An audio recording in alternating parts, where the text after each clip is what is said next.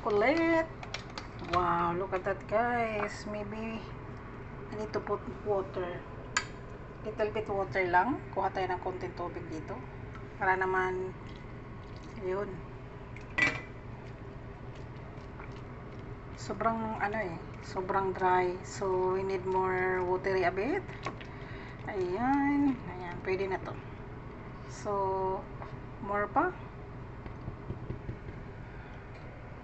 Oops. Tapos, titikman natin.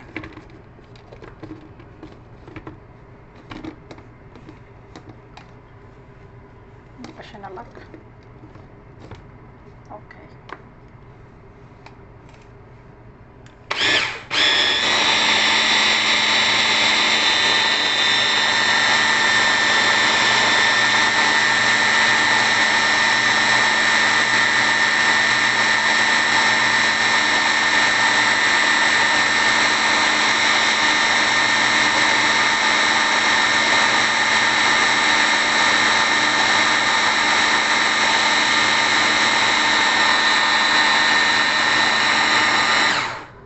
So, i-check natin.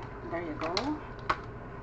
I-check natin kung dry pa rin siya. Ayan, meron tayo dito. Iba yung kulay niya, guys, oh. Kasi giboil ko lang kasi yung beans. Ayun, okay na yung soft niya, oh. Hindi siya dry. Tamang-tama lang. So, titikman ko lang siya kung anong lasa ng ating hummus. I-check ko lang anong lasa. Oh, lala, look at that. Yum, yum.